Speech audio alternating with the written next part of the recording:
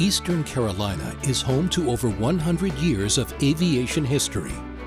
From the early 1900s, with Wilbur and Orville Wright taking flight at Kitty Hawk, to the turn of the century with our beloved Pedro, to the dawn of a new era with the next generation F-35 Joint Strike Fighters. Our community supports and promotes this heritage, and Eastern Carolina Aviation Heritage Foundation wants to ensure the tradition continues for generations to come.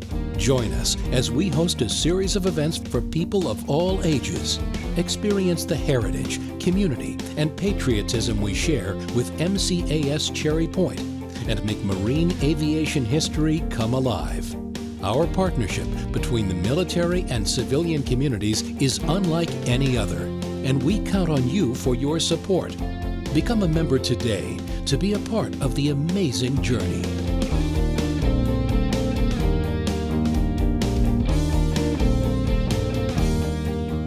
Gentlemen, we're going to get started here. We've got a lot to do tonight, and we don't want to hold you past midnight.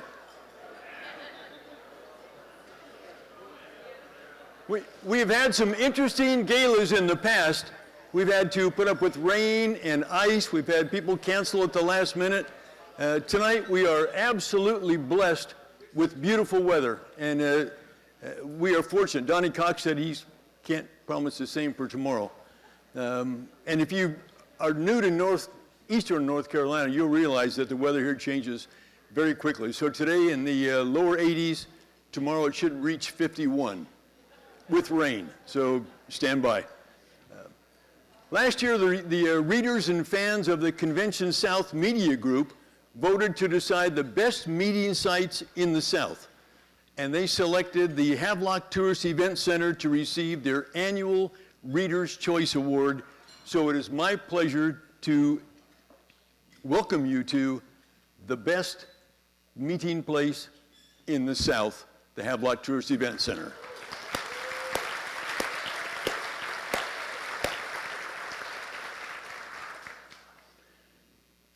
Of course, all of you are here for more than just a beautiful setting, a delicious meal, and maybe even to find out what Eastern North Carolina's secret is. But I'm not going to tell you. So you'll have to hang around a while and see what that is. But I know that all of you are here tonight because you enjoy history. You want to know more about history, about aviation, about the 2nd Marine Aircraft Wing, about Cherry Point, about Fleet Readiness Center, and about how we can get kids excited about learning more and more. We have 3 great title sponsors this year: Carolina East Health System, the Civic Federal Credit Union, and Lockheed Martin. And we are very happy to welcome all of them here. And we have several special guests tonight. I'm going to read their names off, and I would ask you to stand up when I read your name, please. We have North Carolina Representative Steve Tyson, Colonel Brenda. Now, unless you're the person I call, don't applaud, because otherwise we're going to be here until midnight. So hang on, and we're going to get them all up, and then we'll give them all a round of applause. Colonel Brenda Burks, the CEO of MCS Cherry Point, and his wife Holly. Captain Jim Belmont, the CEO of the Fleet Readiness Center East, and his wife Carrie. Captain Randy Bertie, the XO of the Fleet Readiness Center East, and his wife Helga. Craven County Commissioner Chevel Hunt. City of Havelock Mayor is not here because he's sick. So he said he loved all of you, but he didn't want to share whatever it is that he has. So we'll find out who his sub is in just a few minutes. We do have Josh Core, one of the commissioners, Commissioner Karen Lewis and her husband George, Commissioner Danny Walsh and his wife Jenny, Commissioner Brenda Wilson, Commissioner Tyrone Canty and his wife Barbara, City of Havelock City Manager Chris McGee and his wife Hazel, and the City of Havelock Assistant City Manager Cindy Morgan. We also have sponsors, ECAF members, history buffs, media. WCTI is here tonight, Channel 12, Interbanks Media, and FM 107.1 in Moorhead. We have community friends, we have Marines, sailors, We have some rather strange people. We have Charles Lindbergh, he's here. He's disguised as Tim Clark and his wife, Kate. We have multiple personality Orville Wright, Mark Twain, movie star Bill Hand, who just sort of wandered in with his wife, Roberta. And he's taken a break, actually, from writing his next play, which is Flight, which is going to play in July. But it now brings Wilbur Wright on the stage. He did overwrite for us once. Now he's going to get Wilbur live, and that's going to be something to look forward to. So if you fall into any one of those groups I mentioned, please stand up. If you didn't, you're special. So everybody, please stand up.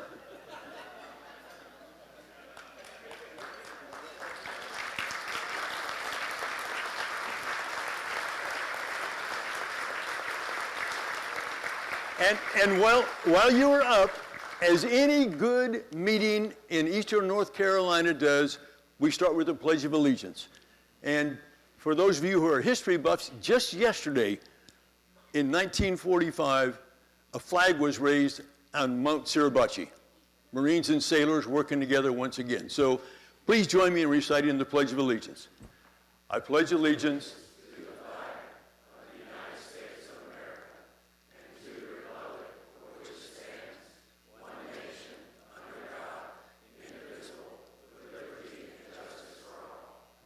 Thank you. Please be seated.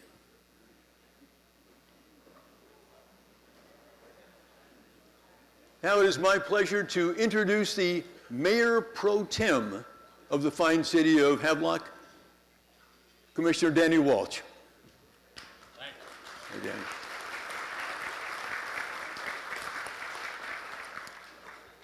Thank you very much. For those of you that don't know who I am, welcome to Havelock. I came here with Jimmy Green, and they claimed they were cutting the trees down for Cherry Point, but Jimmy's senior to me. I came later. The mayor's out sick tonight, and he asked me this morning if I could please thank all of you for coming tonight on behalf of our Board of Commissioners, our Board of Trustees on this board, and my friend Tom right here. I have to tell you that this is a great thing that we do. The mayor loves doing it, and he is really sick or he would be here tonight. I want to thank all of you so much for coming. I appreciate you coming. It is important of all of us. And I want you to do one thing. I want you to give me a hand for this man and his wife that have served us for 50 plus years in both the Marine Corps and as a civilian. That's my hero.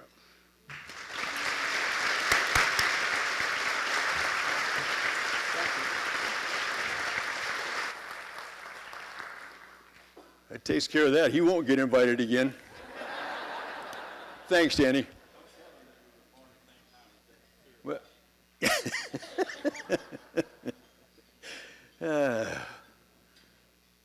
we'll do some interesting things tonight. We'll have a couple of opportunities for you to get involved with us. One is you can join the foundation. On your table there's some forms that you can fill out. And if you do, you'll be happy.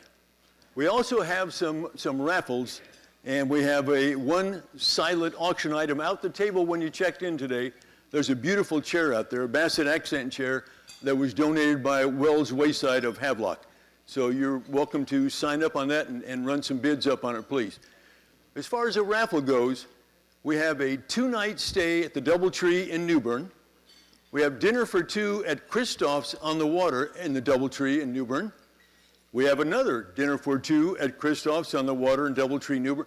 John Harrelson bought that now, and he really wants to get that gin back up to be serving the community. So those would be really nice. And then we have the one that's always a special, and that's a 30-minute sightseeing flight for 2 with Adam Persky. So we'll draw the lucky winners for those things at the end of the night. During lunch, or dinner, I guess I better say that. Maybe breakfast if I keep going. During dinner, some of the board members will walk around and offer you the opportunity to get in the raffle. It's $5 a ticket or 5 for $20. So think about doing that. So some of you are probably wondering what we did last year. And I'm going to run through and give you a shot of some of the things that we did. And you got screens up on both sides here. But the first thing was our was our Gala. And the Gala was interesting last year. We had retired Colonel Art Knowles as our speaker, an old Harrier pilot. I shouldn't say old, he's not as old as I am, but he was a Harrier pilot. And after he got out of the Marine Corps, he had some business dealings and worked out really well, so he bought 3 Harriers and then went around and flew them in air shows. Really interesting. And he told us some of the stories about how he did that. And he even brought one of his little microjets in, and we had it right here on the floor, so you could walk up and look, because the company he has now uses the microjets to simulate attacks on aircraft carriers. So they can get down nice and low and come in real fast, and it gives them a chance to use their gun systems and radar without the bullets, but the gun systems and the radars to try and track things. So he was an interesting character. And then we did our fly-in. The fly-ins are, I think, one of the favorite things of all of us in the ECAF on the board, in that we invite all the families from the communities just to come in and sit down. We put a big old screen on that wall over there and show a Disney movie. Last year it was Meatballs with the Chance of Rain. It was the kids liked it. Mary Beth didn't cry, so that was a good thing.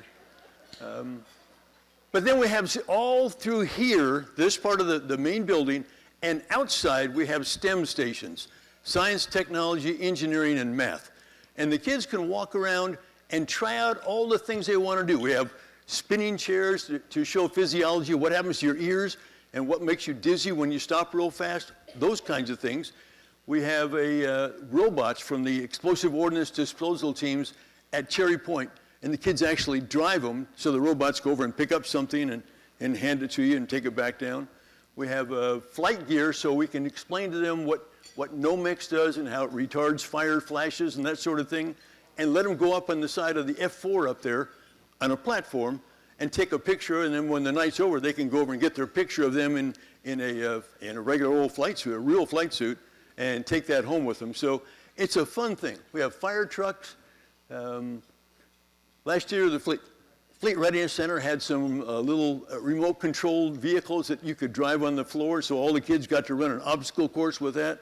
We have just a really interesting batch, but all of them are hands-on things, so the kids can get excited about it and ask questions on why does that work and what's going on here. So really interesting. And then we had our elementary engineering summer camp. Why do we call it an engineering summer camp? Because if you get kids to think about a process of how you look at issues, you decide, what's the problem? What is it I'm really trying to fix? And then you sit down and you use your brain and just imagine. Look off in the blue, talk to somebody else and say, okay, if that's the problem, how are we going to fix that? And then you make a plan for how you're going to do it. You gather the materials, you gather whoever you need to help you, and then you get ready to do it, and you create or build that object. And as soon as you get it built, just like anybody in business, you start looking for ways to do it better. So it's a great system to use for the kids, and they really get on it. The summer camp is for rising 4th through 6th graders. So they're all still pretty young when they're graduated 3rd, 4th, and 5th grade. Fairly young, but it's amazing how they'll work together and get smart. And they ask a lot of questions, but we don't answer the questions. Our engineers will ask them a question back that makes them think a little bit harder, and that's what they do. What do we have? 50 kids, normally, 10 in a group, so 5 groups in here, all petitioned off. With each group, in addition to having a teacher, a certified teacher, we have 1 or 2 engineers from the Fleet Readiness Center East, and then we have 1 or 2 kids from either early college East or one of the colleges if they're home for the summer, or our high schools. So you got 10 kids, 2 engineers, a teacher, and 2 helpers. Pretty good ratio. So we can really get with them and get hands-on and do stuff and coax them along as they're going and get them to really, really use the brains they have. And it's pretty darn amazing. The kids are really, really smart.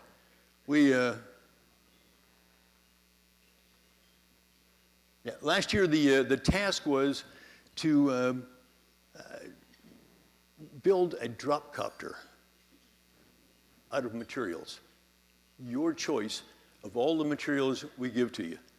Could be foam, could be paper, could be little index cards, could be whatever you want to do. But once you get it done, then we're going to test you. So we're going to take it up to 20 feet on a lift in here, back in that corner, and then we're going to drop it. Just me, because I'm expendable, and the kids we don't let get up on the lift. So we drop it, and it's got to go down and hit a point on a map, and it has to take at least 2 seconds. So we have a stopwatch, and we time them to see how long it takes. So when they're practicing at lower levels, if it doesn't go slow, then they've got to change the configuration of the rotors. And then they have to change maybe the weight of the thing. So it's a real thinking kind of a thing where there's no slack, and we just let them keep trying and trying, and they fail. Just like anybody trying to start a business, just like all of us when we were younger, and some even now, you fail, but they never give up. They just knuckle down and get going and do it better the next time. So it's really a good way to get the kids excited about thinking, excited about education, and excited about safety, because you talk to them and say, why don't we get to go up on the lift up there? Because you have moms and dads, and they would kill me if we took you up there. That's one of the reasons. Secondly, because you're the future. And we want to make sure we talk to them about all kinds of safety stuff. If you're working around the yard, you don't wear flip-flops when you're mowing. You wear good hard shoes, you wear goggles, you take care of your eyes, your ears, all the things you have, and just stress that as we're going through all of these exercises that we do. That's got the dates on. This year we're going to have the summer camp from the 24th through the 28th of July.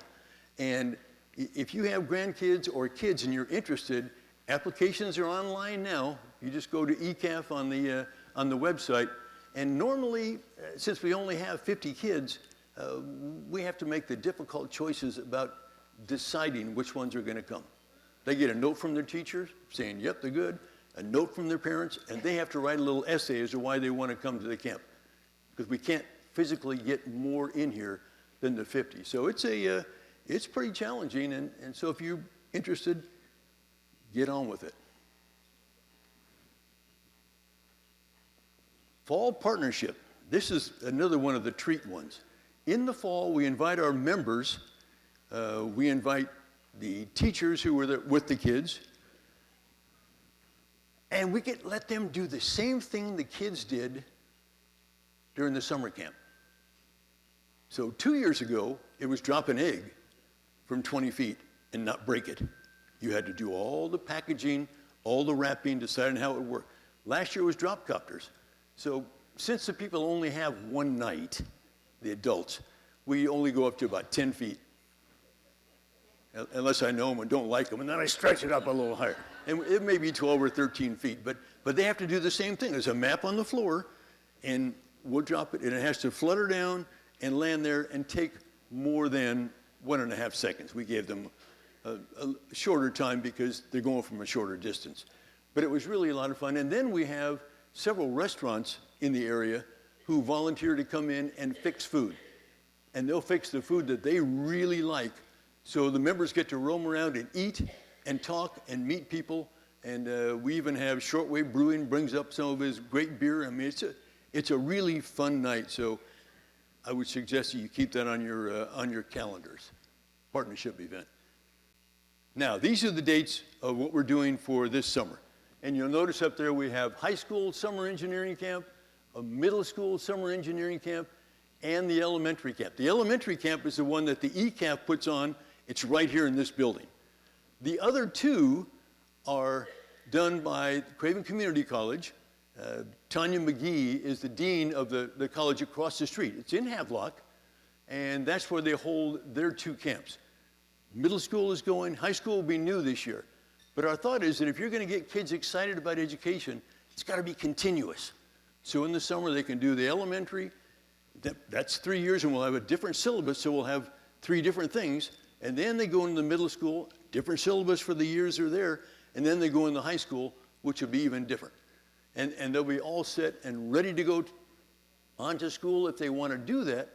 Or maybe they discover there's something that's really fun and they really want to do it, so they'll just stay home and do that. Maybe they'll be a plumber or electrician. All those things, the skills they learn here and the idea of working hard and not giving up are going to be useful for them forever, no matter what they do. So these are the dates. You notice there's not a date on there for the fall thing yet. We have to find out exactly what the football schedules are, which is very important for the high school football around here. I mean, that's almost like Texas. And schools. We have to wait and see what the school dates are. But the other ones are all there for you. The Gala, we're planning on next year, same date, 24th, but it'll be in 2023. 2024, whatever year. What's next year, 2024? Yeah, it'll be the 24th in 24. Okay. We don't know who the speaker is yet, but we work on that, so we'll know within about a month, and then we'll put the word out and let you know what it is. A few years ago, people said we'd really like to honor or remember some of the people we knew that were involved in aviation one way or the other, pilots, mechanics, whatever they did. So we've started this program, and here's a list of the ones this year of we're doing in memory. They have passed on. And you probably recognize some of those names if you've been around here for a long time.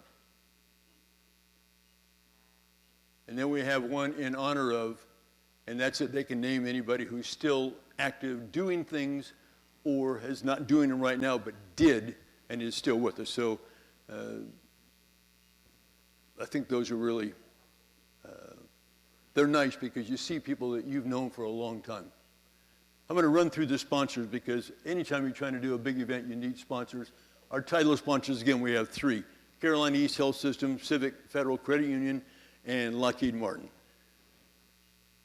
I think you already know about the first 2. Lockheed, you're going to know a lot more about, and you're going to hear a lot more about, because they're going to bring some F-35s in here, and that's going to start before too long. We're going to get rolling along. We're already getting the hangars up.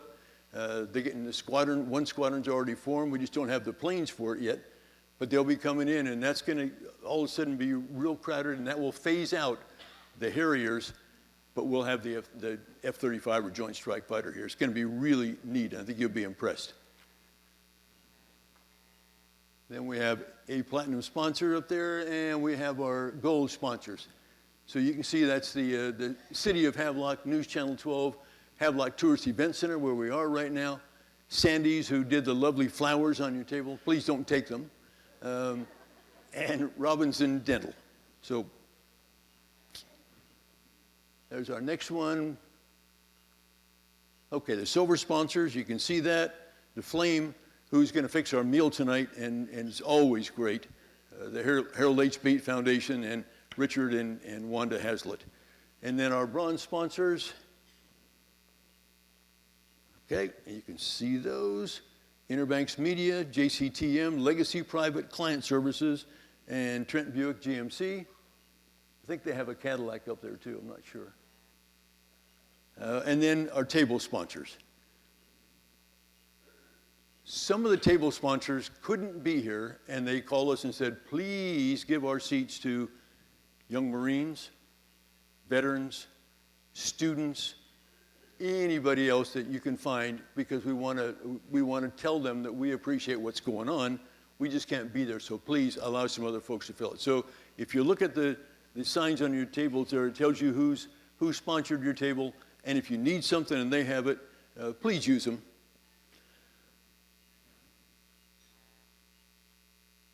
Okay, I talked about filling out a membership card if you desired, and at the end of the night tonight, for those who join now or have joined during this year, your name will be put in another one of these little jobbers, and we'll, oops, I better close the lid or it'll be a real jobber.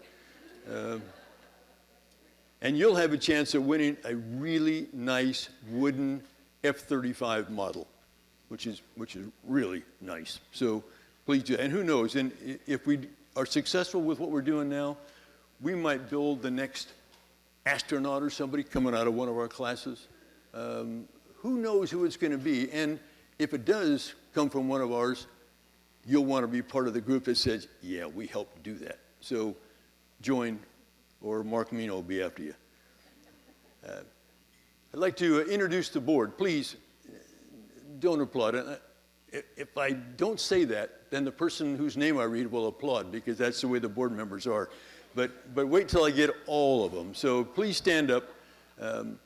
Ray Dunn, George LeBlanc, Tim Clark, Dr. Bill Fortney, Jimmy Green, John Langdon, Will Lewis, who's sick, Brenda Wilson, Chris McGee, Adam Persky, Richard Hazlitt, Barry Fetzer, Mark Meno, Mary Beth Fennell, and Rhonda Murray.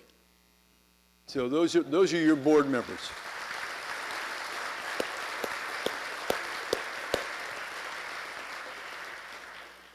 And although not officially part of the board, we couldn't do what we do without the good folks who work right here. Pam Holder and her team, Michelle Burgess, Laura Duran, Ushima Turner, Jeff Lowe, Teresa Gilmore, Megan Ginaldi, Lily Ford, and Michaela Lewis. All of them work really hard. And we have volunteers just for the gala.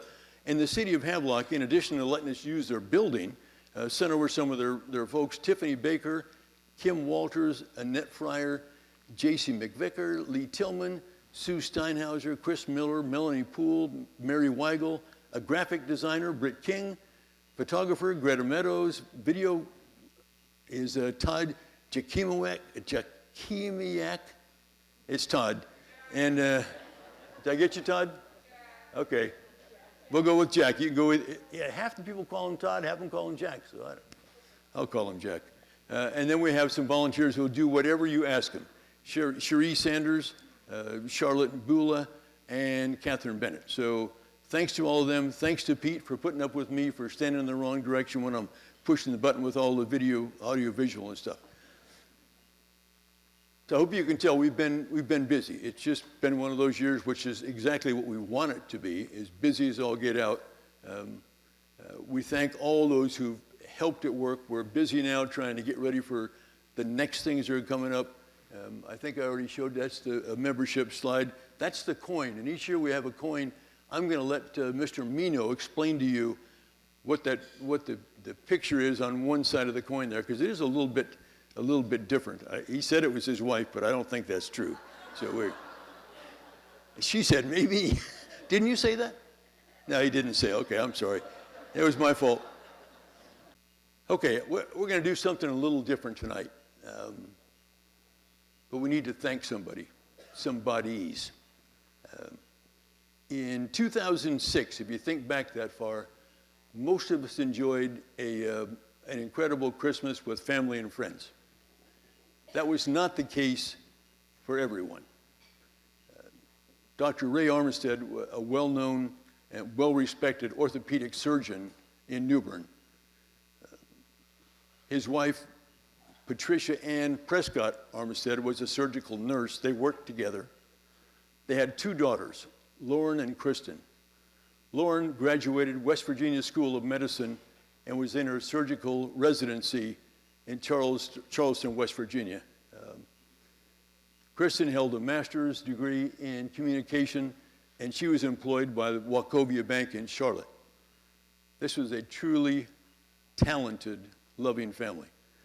They considered the people who worked with them to be their extended family. The Armistead family was going on a holiday weekend in the Charleston area, and Dr. Armistead was flying the aircraft. Unfortunately, Dr. Ray Armistead, his wife, Patricia, and their two grown daughters, Lauren and Kristen, all died on December 22nd, 2006, when their aircraft went down in a river close to Charleston. Incredible. It's hard to picture a whole family at one time. 3 of them medical and 1 just, hard. So an incredibly sad Christmas for the Armistead and Prescott families who lost an entire family. Having great memories of such a loving, exuberant family is comforting, but it never fills all the voids. One sometimes hears stories about how a tragic event results in something very positive. And tonight we're celebrating such an event. A couple of years ago, the Armistead and Prescott families contacted one of our ECAF board members, Ray Dunn, and said that in the estate there was a parcel of land in Havelock that they wanted to donate that property to the Eastern Carolina Aviation Heritage Foundation. Their desire was to use the proceeds from that to contribute to education and safety. With the help of the city of Havelock, the gift was accepted. Easements on portions of the property have been made, and the ECAF now is benefiting and will benefit from that generous gift. And we wish to thank the Armistead and the Prescott families. So we invited them to join us this evening. We have with us Bob Prescott and his wife Linda, and we have Mark Prescott. Unfortunately, the Armistead family was not able to join us. We want to tell them about how we intend to use their generous gift. The board and the teachers in our summer camp all have worked together to identify the best ways to use the gift to allow us to talk technology and safety and work with youngsters. We're creating a new syllabus for our summer camp. We're going to make some short safety videos to use in the summer camp, the fly-in, and anytime we have visitors to this fine tourist event center. We have purchased a water jet cutting machine, which the NC State engineering students on the Havelock campus will use, and they'll be using that to find ways to improve and how to make aircraft even safer. And we're also having a simulator built for us. In our camp last year, we had a couple of small simulators, and the kids really loved them, asked a million questions. So now we're asking to have another simulator built, and it will have gauges just like you would see if you were flying. This is not a big full motion made out of wood, but all of that, and then it will have skin on the outside. So now we'll be able to talk to kids about why we pre-flight, and it all ties. You can do the same thing. You pre-flight your airplane, you pre-flight your car, you pre-flight your bicycle. All those things you can teach kids and get it ingrained in their head that safety, you got 2 hands, 2 eyes, 2 ears. Let's take care of the things that we have, and let's do it right. So that's what we're going to do. We have some additional ideas, but they're not all the way fleshed out yet. Nikki Robinson, are you here? Would you?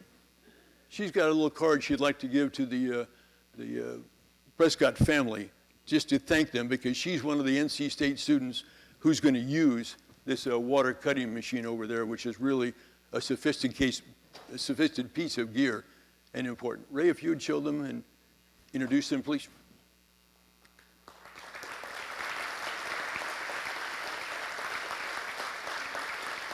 And then from the ECAF board and all the people who are going to be helped by the things that we're able to purchase now, we would like to present right here to Linda Prescott. This is a lifetime membership in the ECAF. And to Bob and to Mark. And here are the coins that we give to special people. And all of you are special people, and we thank you very much. Thanks.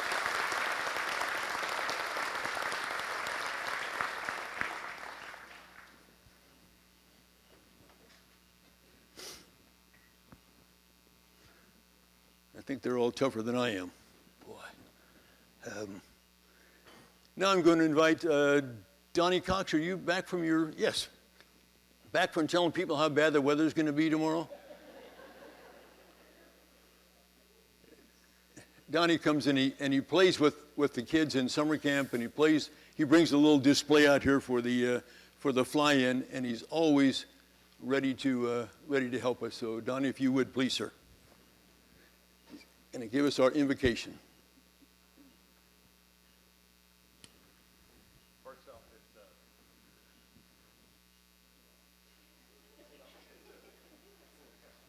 Whisper in my neck.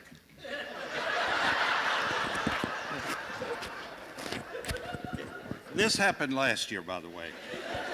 I'm starting to get suspicious.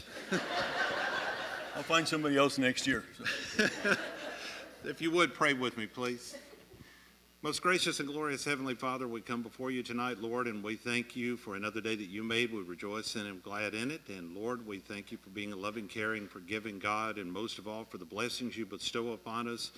And Lord, we know that we are very blessed people, receiving more blessings in one day than we possibly could repay in a lifetime. Lord, we pray that you will bless this food to our body, help us to enjoy our fellowship, and Lord, thank you for those who prepared it and are serving us. In Jesus' name, amen.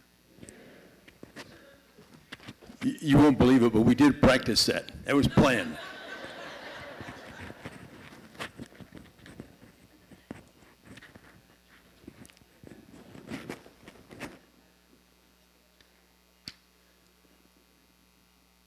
Lunch is prepared by the flame, and you will enjoy it because you always do. While you're enjoying your meal, some of our board members are going to walk around and say, "Would you like to participate in the raffle?" And you say yes. And then if you have time, and you will have a little bit of time, go out in the lobby and take a look in the display cases and things. And on your way out tonight, look at some of the aircraft that are outside. We're proud of what's there. You can see what's in here. Ask questions of any of the board members.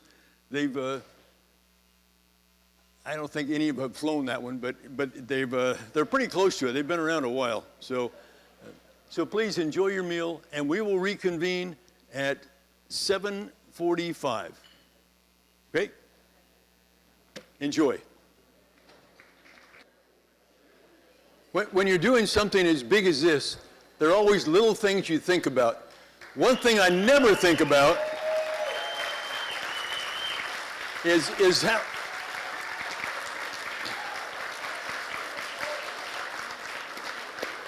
One thing I never worry about is what's the food going to be like if the flame is catering, and Smoke is always here. And Smoke, we thank you and your entire staff for a great meal. Thank you.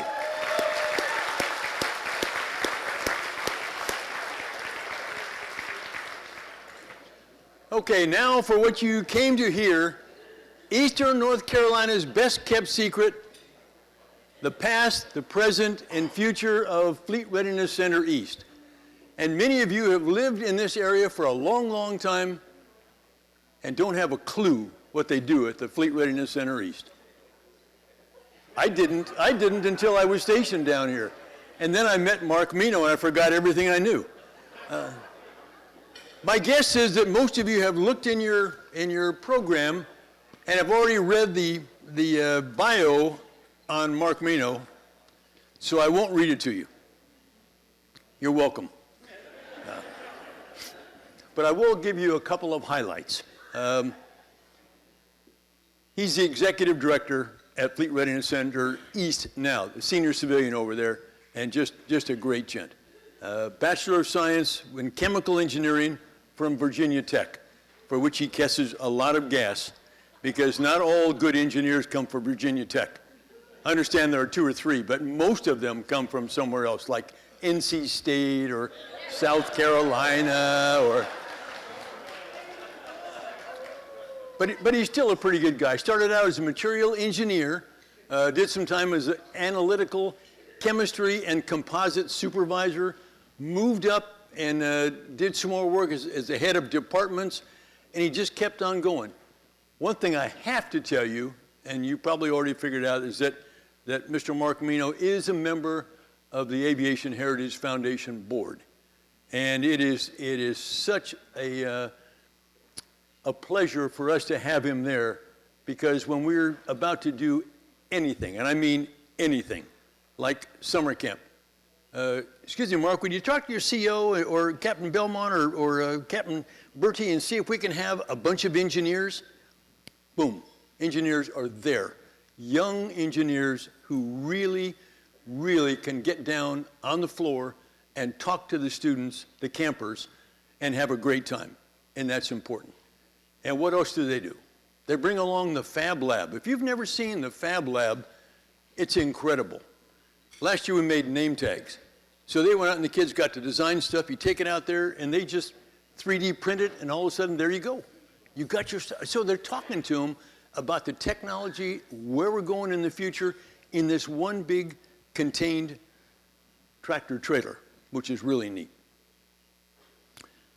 At a breakfast we had last week, I was kind of sticking Mark Meno a little bit, and I said, some of you have seen the commercial on TV now, where it looks like Orville and Wilbur Wright are riding together in an airplane, and then they get an argument over the armrest and who gets the peanuts.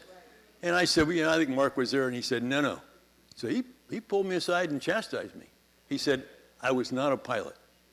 I'm smart. What I did was I fixed him when pilots broke them. So he was there with Orville and Wilbur when they would crash it, and he fixed it. He doesn't look that old, but he's got some years on him. So thanks. It is my pleasure to turn the mic over to Mark Meno.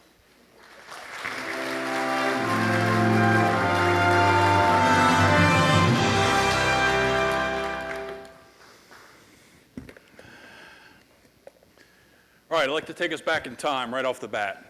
29 years ago, about this month, hundreds of companies, thousands of lost-looking engineers trying to find a job, standing in uncomfortable suits, sweating profusely because we're introverts. Talking to companies, trying to get that nod, they come over here, we're going to sign you up for an interview tomorrow. Fight all day, most of us lost, some of us won. We were left with one other choice. It was a lot like the Dukies that camp out in Sheshevskyville when the Tar Heels are coming to town. But at an engineering school, we camp out outside student services for interview spots the next morning. So this guy camped out so he could work at FRC East. That's the only interview I got. And to think that 29 years later, I get to be here is truly an honor. So I thank you all for bearing with me today.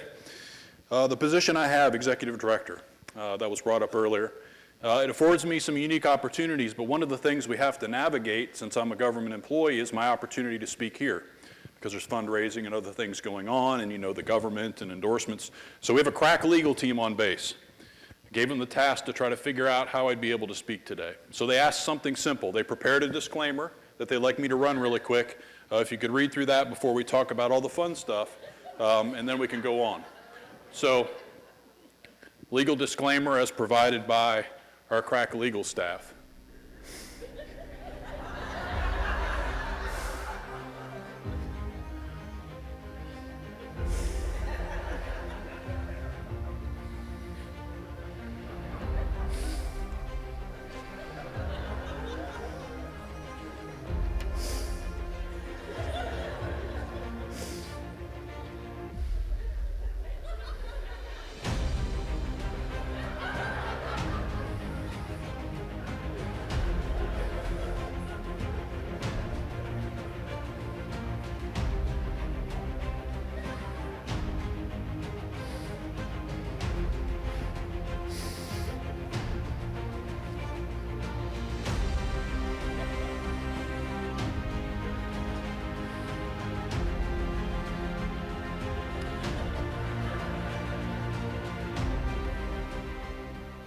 All right, so now we're cleared that we can talk. All right, so the goal today is just like the flyer said. We're going to touch on history, some big steering points in the history of FRC East. Then we're going to spend a little time on the present, and we're going to talk about some excitement in the future. Your task is simple. I'm going to ask that over the course of this talk, you lock on to a tidbit of information, something you didn't know about FRC East. and that you share it. You share that, you spread that word around at kids' competitions with your kids' sports coaches and church families, whatever. So lock on to a tidbit. That's your only homework. That's all you've got, all right? Other than to be entertained by what we're going to talk about, all right? So let's talk history first. I'm going to refer to some notes because it's very important that I get some of this stuff right. Late summer 1941, plans were being developed for the Assembly and Repair Department aboard Marine Corps Air Station Cherry Point to do aircraft maintenance for both the air station and nearby airfields. Soon after, though, attack on Pearl Harbor tossed a lot of those plans out. In early 1942, they decided we're going to have to build something. In less than a year and at about a year, so December 1943, they commissioned Building 137, which is the main structure in our facility, 500,000 square feet. 36 people were the initial employees in that space. 3 of them military and the rest civilians. That personnel worked on World War II combat aircraft, B-25, B-26s, Corsair fighters. By 1945, less than 2 years later, 3,778 employees. 2/3 of them military, 1/3 civilian. It then became the overhaul and repair facility. Overall repair facility grew throughout the 50s. Some of the aircraft repaired during that time, the FH-1 Phantom, the Expediter, the F-3H Demon, the FJ Fury, takes us to the mid-1960s time frame. ONR became pretty vital to supporting fleet operations worldwide, specializing in Navy Marine Corps aircraft. So a couple things happened in 1969 that are watershed moments for the FRC that'll lay out the path forward. The facility, first of all, was redesignated as a Naval Air Rework Facility. And secondly, it separated from the Marine Corps Air Station and became a tenant command. And we'll talk a little bit more about that as we go forward. Also began work on F-4 Phantoms, which you saw outside, F-4s, and the CH-46 Sea Knight, again, as you saw outside. So time frame-wise, think about those aircraft, 1960s, late 1960s. That's when we started touching those aircraft. In 1973, Aviate-A Harrier and Pegasus F-402 engine came into the building, into the NARF. We're still working on Aviate-B Harriers and F-402 engines today, some 50 years later. So between 1990 and 91, fast forward, Operation Desert Shield, Desert Storm, several field teams sent all over the world to take care of aircraft. In 1993, spring of 1993, Base Realignment and Closure Commission, which is a big moment for this area. Mobilized the forces, and by fall, the final list came out and Cherry Point was not on it. That began some workload transition for the facility as well. Fast forward now into the 2000s, the last F-4 took off from rework at NADEP at the time in 2003. The organization then became Naval Air Depot and then finally became Fleet Readiness Center East, which we are today, in about the 2006 time frame. A few years later, the last H-46 came through the facility and gets us to where we are today from a workload standpoint. So, kind of a history lesson there. But one thing that's important, the name's changed a lot. You can see logos up there. The logo on the coin is one of those logos. A lot of things have changed, but the mission has kind of stayed the same, and hopefully you followed that through the story.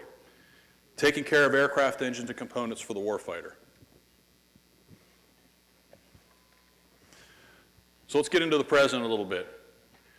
You're going to hear me refer to a couple phrases, so I just put this chart up there to see how we align organizationally. So the seals down at the bottom just kind of show you that. So what is this FRC that we're talking about? What are we talking about? So there are the 3 golden facilities up there, shown in gold, are the 3 major facilities that do what we do worldwide for the Navy Marine Corps. There's one here, one in Jacksonville, Florida, and one in San Diego, California. We do what they call depot level maintenance, heavy maintenance. There's other maintenance done, the grayer blocks or the white blocks up there, intermediate level maintenance, so maybe a step down in maintenance. And if you equate that to your car, there's the stuff you can do in your driveway, that's organizational maintenance. There's the stuff you can take to the shop, that's intermediate maintenance. And there's stuff that requires an entire rebuild of your car if you're a hobbyist, that's depot level maintenance. All right, so if you want to kind of equate it to that, that's what we're talking about.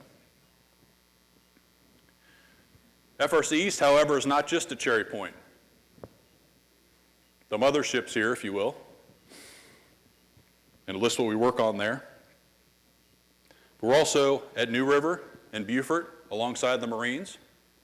We're also now in Kinston at the Global Trans Park. And as we get into the future discussion, we'll be able to a real opportunity to talk about what that affords us as a facility and us as a region. We're also in Hurlburt Field, so our V-22 expertise is applied to the Air Force and their Special Operations V-22s to do the same kind of work down there for them that we do up here for the Marine Corps birds. So what do?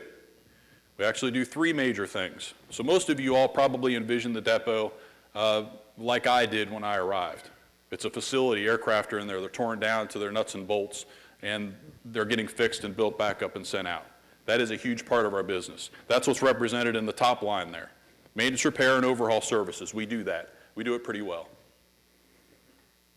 Worldwide support, we deploy people all over. They're all over the place right now. We put them on boats. That depot level heavy maintenance requires special skills, special equipment. We are uniquely capable of doing that, and we go to where the problem is to do that. We have a significant number of people permanently stationed in those locations, and we have people that deploy real time within 24 hours to get to those locations. And then we do life cycle sustainment services. So what about when the aircraft, the components, and engines aren't here? They still have to be taken care of. What does that mean? That means we have 1,000 engineers. 1,000 engineers in our facility that take care of that, logisticians that take care of that, program managers. If there's engineering investigation work that needs to be done, we do it. If there's modification aircraft work and the design work needs to be done, we do that. And then we go out and deploy and install those modifications. We talked about the Aviate Harriers. We're still flying those today. So think about, put this in terms of your automobile. All right, let's assume you're not a hobbyist and you have a classic car, but you just want a car to get from here to there. Show of hands, how many people are driving a car from the mid-1970s to get from here to there? Okay, I saw one hand sneak up. All right, so almost the entire Aviate B Harrier fleet, early 80s. The H-53 helicopter, the big bladed one that probably flies over our house, is the Sound of Freedom, early 80s. We're taking care of those all the time. And unlike your car, they're in the air. Right, so there's an additional challenge there. So important business. But one thing that we are, in light of all of this, that's very important to understand. We are a strategic national defense asset. And it really breaks down in three categories. The buildings we do the work in, the one-of-a-kind equipment we have in there, and maybe most importantly, the artisan and workforce we have that do that work. They're uniquely capable of doing that. They are a strategic asset for the defense of this nation. So let's take a little look at the facility, the baseball card stats for old people like me that know what a baseball card is. Acres, 147 acres associated with the FRC East portion of Marine Corps Air Station. A couple notes at the bottom there are important to note. Just the building value replacement alone, $1.4 billion, and that number is about a year or two old, so you can imagine with current prices, that number is probably a lot bigger than $1.4 billion now. That's just for building replacement and the work that goes inside of those. Average facility age, the average building in our facility is 60 years old. We're doing 5th generation fighters in 60-year-old buildings. So another challenge associated with how we conduct that business. So that national strategic asset we are, those buildings, the stuff that's inside of them, the people that work inside of them, they do it in those conditions and they do it every day. And they do it well every day. So that's a little time on the numbers, all right? This is where I wanted to spend a little time talking about the present, and then we'll talk about the future.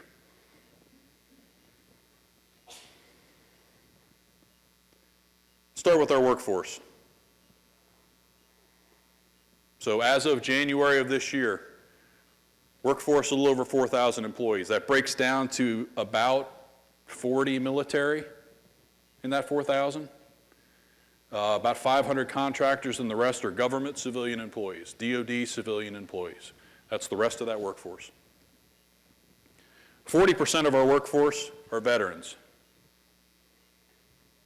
40%. Let me pause here just because, let me tell a personal story real quick. So when I came here to work, I told the story about 29 years ago I showed up. I don't have any roots in North Carolina. Came here actually, for those that have lived here a while, I drove through the forest fires between New Bern and Havelock in the mid-90s. where the whole place was on fire. It was literally like I was driving into the depths of hell. It was like I was driving right into them, right? I'd never been here. I grew up in the mountains, so I'm in the flatlands and I'm driving through forest fires. By the way, in my college car with no air conditioning. So windows down, windows up, windows down, windows up, trying to get here. I came here with the plan to work here for about 3 years. I'm a chemical engineer by degree. I was going to come in, get my hands dirty. That's how I learned. And then I was going to go get a, quote, real engineering job, a real chemical engineering job. That was 29 years ago for a reason. Most of the people that work there are attached to the military in one way or the other. Some have served, like I said, 40% are veterans. And those that haven't are attached to somebody that did, or just feel the attachment and the purpose to the work. Folks march in those doors every day to do that work, and they feel purposeful in it. So if I could for a moment just to pause, a show of hands if you're able. Serving, have served, a family member that serves. Wow, so thank you. Thank you.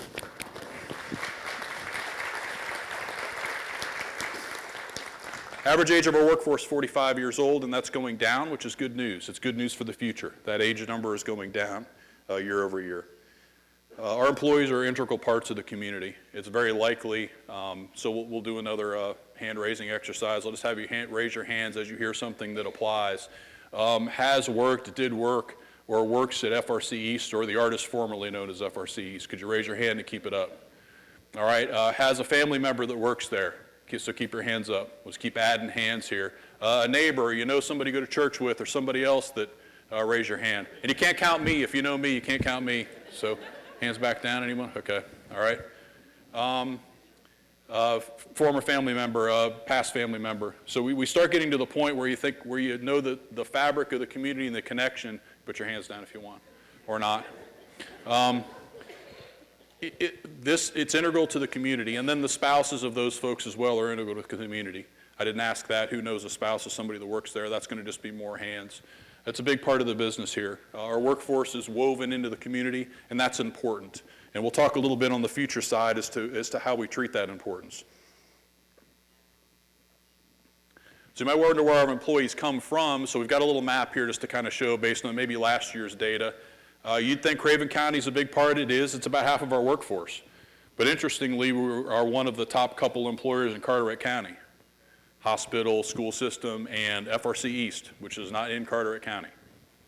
And you go down that list, and you're going to see a lot of counties with a lot of employees, and we just cut that list off. The reality is we have FRC East employees in about, well, all over North Carolina, but in about, I think it's about 30 counties in North Carolina, 21 other states, and 2 countries. That's where they go to work every day. Employees that are FRC East employees that go to work every day in Japan, go to work every day in Europe, go to work every day in Utah, but they're FRC East employees. So we talked about that deployed support and that expertise everywhere from their home base.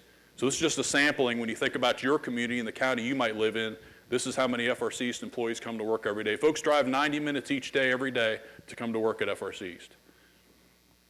90 minutes each way every day. It's big business, it's important business, and it's business they feel attached to, which is why we think they do that. So let's talk financials. Something that may not be obvious is we run like a business. So a lot of government organizations, they appropriate funds, and those government organizations use those funds. We taxpayers pay money in, those organizations use that money. That's how you staff most government organizations. Our organization runs like a business. What do I mean? We aren't paid until the aircraft sells. And we're not paid, in many cases, what it costs us to work on the aircraft. We paid what we told them it would cost us to work on the aircraft. There's a price given. You give us your aircraft, we'll fix it for $1 million.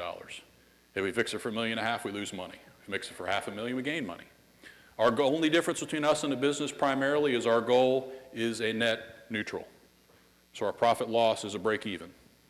We are competitive. We have to set our labor rates. We have to size our workforce. We have to do all of those things because every decision that DOD makes, they make based on that. And if we are not competitive, we don't get the work. So we run like a business. It's important to know that because that defines a lot on how we have to behave as an organization. See the billions in revenue that we have a part of. So ComFRC as a whole is a $10 billion business. This list is the Fortune 500 companies from last year. So ComFRC, that picture I showed with the map and the FRCs, is a $10 billion business. ComFRC is about a Fortune 300 on the line item if it was a business. And $1 billion of that is done right here in Eastern North Carolina. Right? About $330 million in payroll. I'm sure there's people, I know there's people much smarter than I am in the room, but as you put a payroll dollar in the community, it moves through the community and multiplies. We're multiplying it tonight, right? The Flame just catered. So the funds that go towards the Flame for the catering pays for the employees. Those employees now go out in the community and spend that dollar, et cetera, et cetera. There's a multiplication factor, 2, 3, 4 times of $330 million that's being shoved in through salaries into the community. Giving you a lot of data to grab onto. Remember your homework. You got to remember just like one thing. We are the largest industrial employer east of I-95. We're the largest aviation services organization in North Carolina. This is a manufacturing list. We're the 3rd biggest manufacturing, if you put us in that category in North Carolina. That's the FRC East site.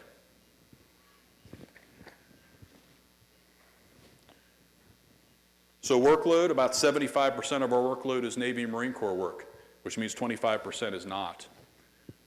It comes from foreign nations. We do British F-35 work. It comes from the Army and the Air Force, so other services work. We do a lot of that work. This is just a list of that work. I wanted to highlight one story up there, maybe 2. F-35 is in the top of that list. So we go back into the about 2012 time frame. If you remember back then, Department of Defense budgets were under downward pressure. The word sequestration was applied. You might be familiar with that. F-35s were not slated for the FRC East world. They were slated as squadrons incoming to the air station. FRC East was not going to have any play on the aircraft of F-35s. They were going to be done out of Hill Air Force Base, maybe somewhere else if they needed it, a partner nation. FRC East wasn't really in that game. In that downward pressure on the budgets, the Marine Corps needed to hustle through their interim operating capability. That's the phase you get to take just enough aircraft to go out and test it and see if it works. Does it work operationally? We got a signal that we needed to stand up in less than a year the capability to do F-35 rework in its entirety. We don't have an extra building. We don't have the infrastructure. We talked about 60-year-old buildings for a 5th-generation fighter. So within a year, the good Americans that work at FRC East made that happen. Put 6 stalls in place at that time, and then we built a workforce from within our current workforce. They work 12 hours a day, 7 days a week. Tried to give them off a day or 2 every month, and we weren't very successful at that. They made it all the way right to the finish line. Basically, we drew the line from the finish line back and said, how many people do we need? How many shifts do we need? Let's go. How many butts per square inch can we put on an aircraft? And let's get it done. And that's what we did. So that 6 has become 9 bays. In about a year and a half, we're going to put 7 more temporary bays in place to get us to a military construction project, which is bringing 20 more bays, followed by a military construction project that theoretically brings 15 more bays, just for the F-35. So we go from 0, 10-ish years ago, probably not in the game, to 50-ish bays doing F-35 work in 5 to 7 years. All right, so when you see that on the list, it's on the list in a very, very thunderous way as the impact it's had on the organization. You see the presidential helo engine, we do those as well. That's just interesting work. We had employees that delayed their retirement so they could work on the last of the former presidential engines. The last one going out, they delayed their retirement so they could make sure to see that one go out before they retired. Again, back to that workforce being that strategic asset, strategic national defense asset that they are. Down at the bottom, you see a lot of processes we do. Machining is one of those. Machining, high tolerance machining. Aviation is tight tolerances. How tight? 1/10,000th of an inch in many cases. What's 1/10,000th of an inch? Your hair is 1,000th of an inch. So take your hair and split it 10 ways. That's a 10,000th of an inch. Across a large surface with a machine, toleranced against another large part with a machine, because we're dealing with aviation stuff. So high-end, high precision measurement, precision machining, that's just part of the business. The expertise in the facility is shocking when you get a chance to dig into it. So because our workforce lives in this community, we take care of our environment and our workforce as well. So I'll highlight the thing at the top. Occupational Safety and Health Voluntary Protection Program. STAR status is the highest status you can get. There's one naval aviation facility in the entire naval aviation community that has VPP STAR status, and it's FRC East. A story about that. So while it seems like a noble cause, we were kind of shoved in that direction because of bad behavior back in the early 2000s. Occupational Safety Health keeps track of recordable injuries. How many times do you hurt your employees enough that it needs to be recorded? In 2003, that was over 800 times. So we were on a list. It wasn't this list. Last year it was 30. Now the goal's 0, but if you're in our facility and you see the kind of work that's done every day, 30 is a shockingly low number coming from 800. And we're on the journey to 0, because we're now getting down to the things we can get after, because it's the onesie twosies, it's those last little things we can squeeze at. We just had a recertification, which is why 2023 is on there. We've been recertified as STAR status again. A big part of what the CO and XO are focused on, but frankly, it's cultural now. It is a culture of safety. The organization has a culture of safety. Environmental is the other thing. The industrial processes are crazy that we work with. If we had spills, we would have problems in our waterways. Our workforce are hunters and fishermen, and that's what they do. So they are interested in making sure that we follow the environmental rules. The environmental rules aren't a burden. They recognize the impact if they don't. So we're recognized by the state, we're recognized by Department of Navy. That's a short list that only goes back a few years. This list could go on and on and on and on. And it's a bragging opportunity because it is cultural. It is what is in the culture of the workforce.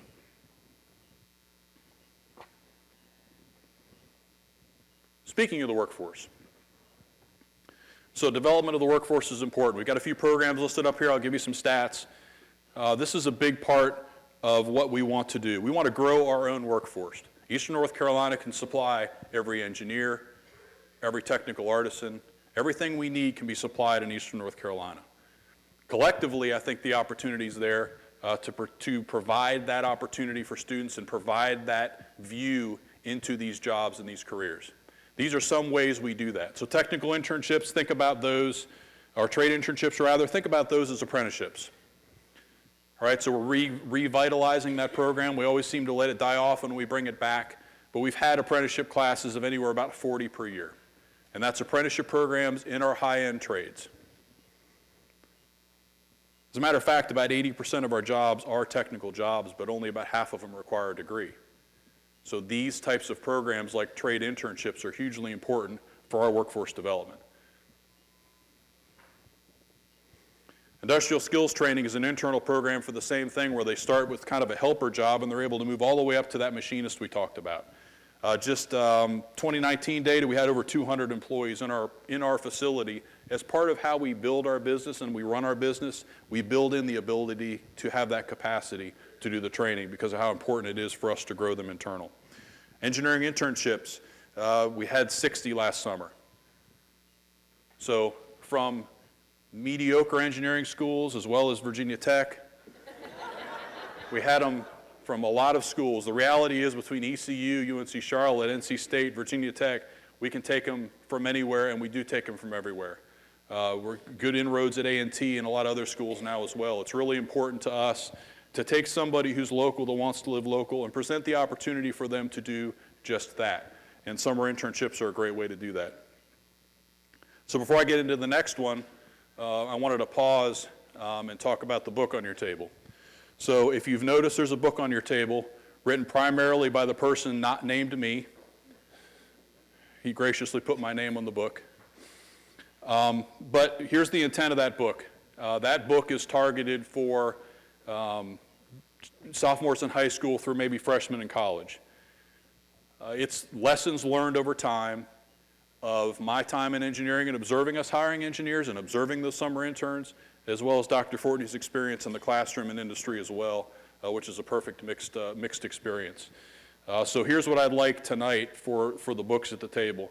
I suspect somebody at the table knows somebody in that age window, sophomore-ish in high school through freshman-ish in college, that is interested in pursuing engineering. If you do, please take this book to them. If there's more than one of you at the table and need an arm wrestle, and somebody loses, come see me after and we'll figure out a way to get you a book too. Please don't leave any of the books behind. So if you lost the arm wrestling match, you want to stay after and you want to scavenge and see if someone left a book behind, you can do that too. But the goal is for you to have those and take those. Make sure you're giving it to someone that will read it. It's not that long. I was involved in the authoring of it, so we made sure it wasn't that long. But it is hopefully full of useful information. So why do I bring that up now as it relates to the engineering development assistance or the engineering development programs we have? So you may be aware NC State leaned forward a number of years ago when we presented them a challenge, which is we need an engineering program here. Couple reasons. Mid-career people that can't go to a major university to get a degree. Or cost effectiveness. A local program that presents an opportunity for somebody that maybe can't afford to go away and up to Raleigh or up to Blacksburg or wherever to go get a degree. NC State leaned right in and set up a mechanical engineering systems program, accredited under mechanical engineering as part of NC State's mechanical engineering department. But it's delivered here out of Craven's campus in Havelock. And it's hugely productive. And I'm going to tell a story at the end about a particular student that wraps this up that came out of that program. That program is vital in this engineering development aspect. What we're able to do as an organization is hire engineers before they graduate. Put them on the books as engineering technicians, let them do work as they work through the rest of the way to get to their degree so they can come out in the end and basically graduate on Friday and come back Monday as an engineer. And they're on the books, and we can help pay for their schooling, and we've got a job so they can earn some money along the way, and they're getting a hugely well-developed and articulated curriculum delivered right here outside the fence line. It's a great program. We've hired maybe 75 students out of that program over the years. The cohorts are getting bigger, which is great to see. We're getting to the point now where we aren't even hiring them all, which is awesome. It may seem counterintuitive, but it's awesome from our perspective because it's getting to that size now. It's servicing the community, which is our goal. So that's that engineering development program. And then STEM outreach. We do a huge amount of STEM outreach. At the General mentioned the Fab Lab. You see a picture of it in the top corner up there. Let me give you a number that might shock you. Last year, 79 events. So there's 52 weeks in a year. We had 79 outreach events, which means engineers that are on our books are out doing outreach. Summer camps, Boys and Girls Clubs, Scouts, classrooms, K-12 classrooms, universities, all of those. They touched 7,879 students last year. 7,879 students with outreach. Now the goal with that obviously is a subset of those are going to come work for us. And not all as engineers, by the way. Not all as engineers. Trade areas, specialists, safety specialists, whatever it may be where their passion is. We want to show them the opportunities through that outreach. So let's talk future real quick. Future footprint. I'm a pictures guy. I talked about that skinny book. I'm a pictures guy. So down at the bottom, the gray raised buildings, that's your current FRC East footprint. The blue buildings that stick out up in the top, they look like they're in the middle of the woods. That's all development area available that the air station's been kind enough to set aside for development that in many cases is going to be FRC East associated development. Minimally 104 acres, probably more. Blues is just some renderings of some buildings that are being built or already being built out there. Already an F-35 lift fan test facility and a support facility that the state of North Carolina funded on a base. So not only are we community friendly, we're state friendly to organizations like ours. There's an engineering support facility, there's a gearbox test facility out there. That's where those F-35 buildings are going to go that we talked about for the aircraft hangars, and a lot of other stuff's headed out there. Here's another rendering, smashing it all together. In total, if we were to keep our current footprint and add this footprint, it doubles what we have from a square footage perspective. And maybe most importantly, those 60-year-old average age buildings we're talking about having to live in are a thing of the past, because now you can recapitalize. We've got buildings, now we can be purposeful with the old buildings we have. Go gut them and redo them inside, turn them into warehouses, turn them into other squadron hangars if the air station needs to move down the flight line. There's a lot of opportunity there. We will see something like this maybe before I retire. And you'll have to figure out when that is, by the way. You're going to have to do your own math on that. So let's talk about some business development opportunities we have that are in the offing right now. And this is great news. So we're kind of in the future discussion now on the business development side. So anytime there's a new aircraft that comes in, they do a depot source of repair. That's their decision point where they say, where are we going to fix this aircraft for the next 5 decades or however long we're going to fly it? So recently, the Air Force has designated FRC East to work on their new Gray Wolf helicopter, probably in Kinston, because it'll be a one-for-one replacement for the work we do up there now. Also designated us for an HH-60 variant they fly for us to be their depot source of repair. And that's huge work if you look at what they're projecting for that. It's significant amounts of work per aircraft and maybe 8 to 10 of them per year. Two Air Force decision points where they used us. Remember that business discussion we had before? Our rates are significantly competitive compared to the Air Force depots. Our workforce and that national strategic asset we are is known across that depot community. Our turnkey engineers that we have here sitting alongside those artisans is a unique setup that the Navy has set up in their depots that really enable and empower us to be competitive in those environments. So that work is coming here. Other work that's maybe coming here, we talked about the F-35 growth, which in and of itself is a huge success story. C-130s are done by the Air Force right now. They're trying to make more room for fixed-wing aircraft, fighter aircraft. That's an opportunity point for us, and it looks like it's trending in that direction. Those are big aircraft. Huge hangars need to be built to support those, but there are plans in place, unique plans in place with the state in public partnerships, public-public partnerships. North Carolina is likely to break ground or break new ground, if you will, on the processes we can use to do unique things with building facilities to do what we need to do for the Department of Defense. North Carolina is going to lead the way on that. We do CM V-22s, or we will soon, the carrier variant of the V-22, because we've got the V-22 capability. We also do a lot of work through partnerships. This is just a short list of those partnerships. We've also got this tech bridge thing, which is really, really unique. The Secretary of the Navy came down for ribbon cutting for this. That's how big this is in the Navy. It breaks the barriers between the Department of Defense, industry, community, universities, state and local government organizations. It's going to afford us the opportunity to do great innovation within this tech bridge. Here's just a short sampling of the partners and what that means. And I know it's a pretty graphic, but here's the reality. It's really difficult to work in this environment, in this ecosystem today, without something in the middle like the tech bridge. It's going to afford us great opportunity for partnerships in the region, in the community. And you see the community partners on there, so I wanted to talk a little bit about community support. So FRC CO, FRC XO, base CO are here. If y'all could stand one more time, they didn't see you before. Plus you were going to heckle me, so this is my chance to heckle you. Stand up.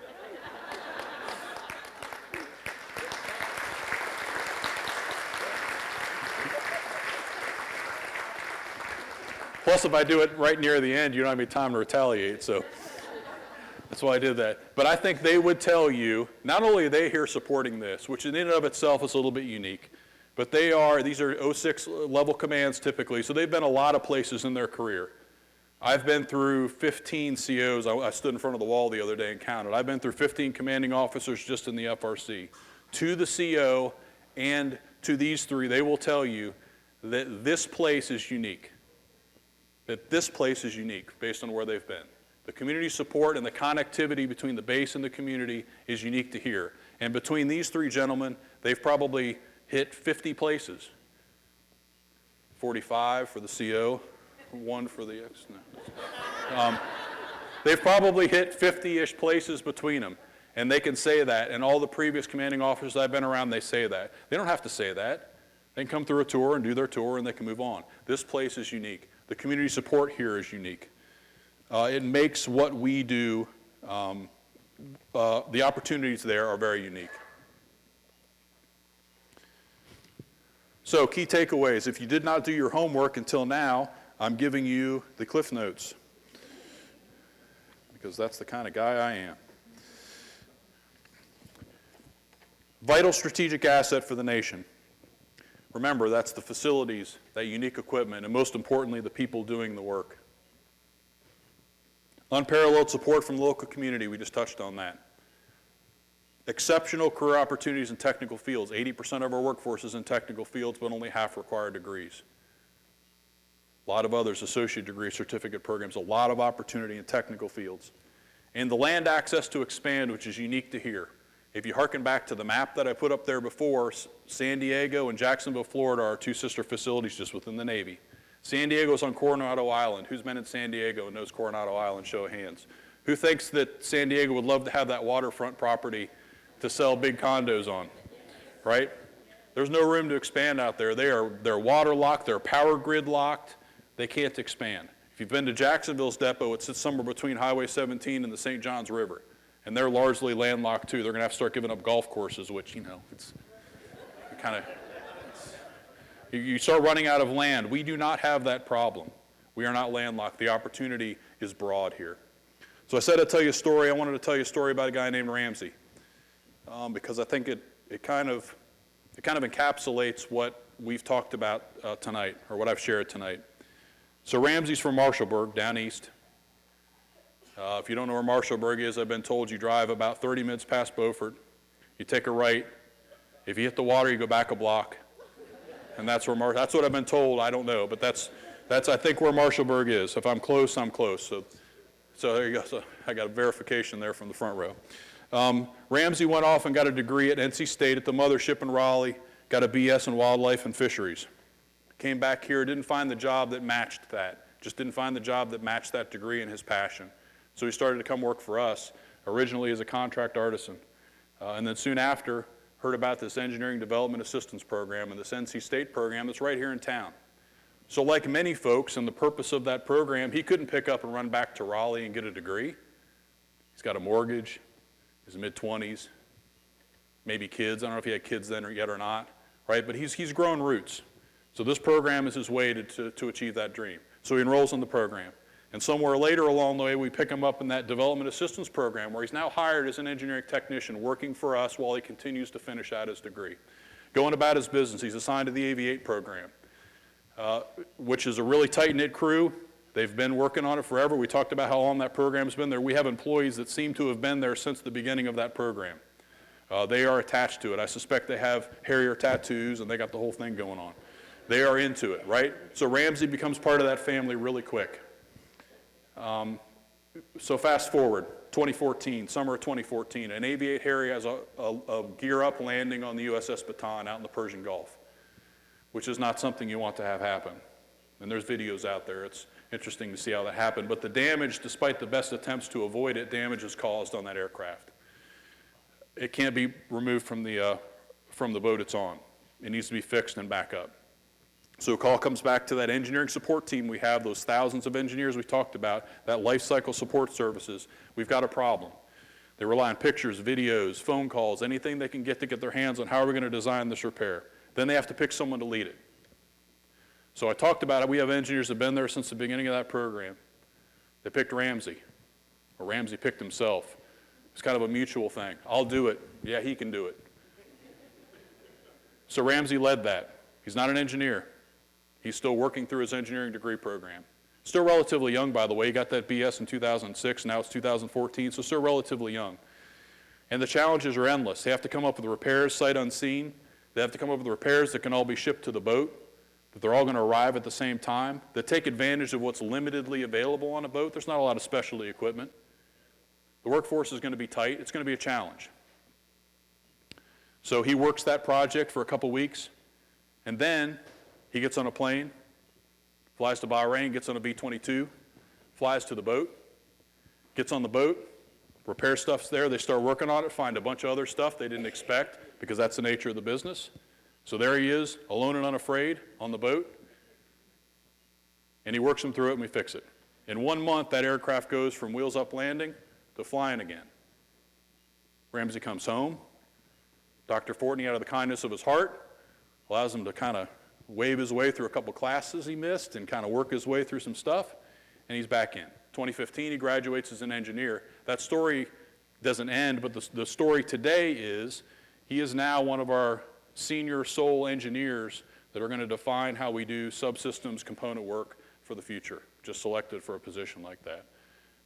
Ramsey is an example of FRC's family. He's one of 4,000. I tell that story because it encapsulates a lot of what we talked about tonight.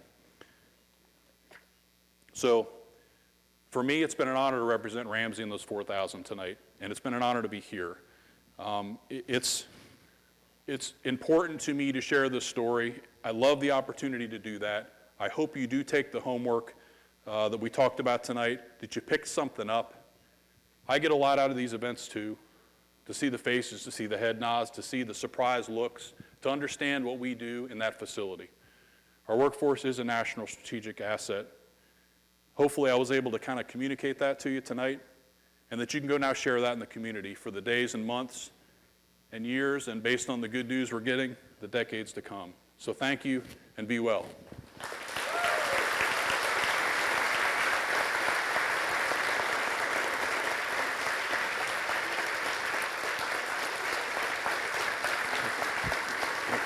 Don't go away.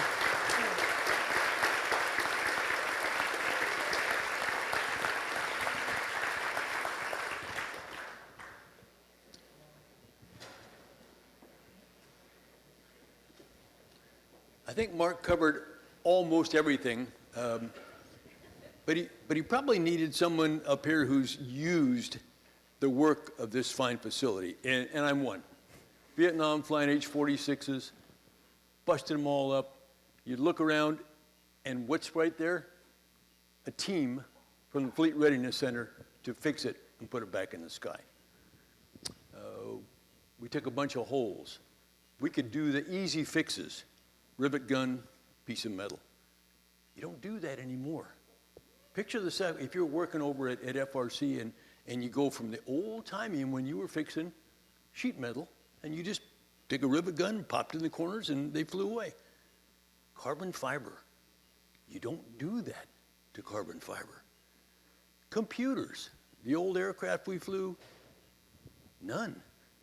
The JSF coming in, 16 million lines of code per aircraft. The flexibility, the way they have adapted over the years is absolutely incredible. I mentioned when smoke came out that I never worried about the food when smoke was there. I flew a lot of crazy old machines that were taken into FRC and fixed, and I never once worried about flying that from day one. So, Mark, to you and your team, Captain Belmont, Captain Bertie, all of the FRC folks in here, thank you very much. And oh, by the way, Mark showed you the non-disclosure statement that you had to read. You should read the one about accepting gifts if you work. And it's a very simple one. It says, don't. So what we have from Mark is a little piece of paper that says, in appreciation for your continued support and commitment to ECAF, a student scholarship to the Eastern North Carolina Summer Elementary School Engineering Camp will be awarded in your name. Thank you. Appreciate that.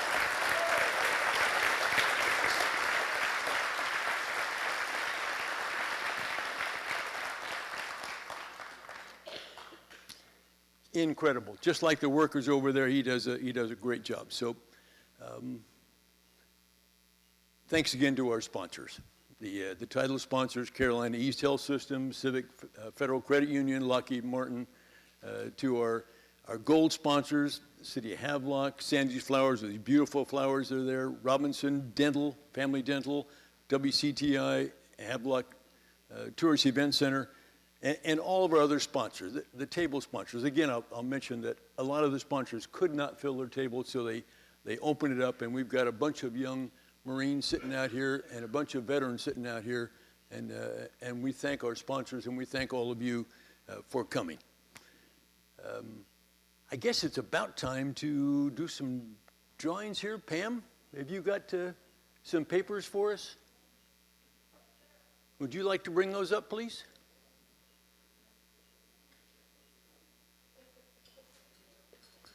By the way, that book that's on your table, please don't arm wrestle for it. If it comes down to where there's two of you, the one whose birth date is the closest to today gets a book, and Mark will get the rest of you another one.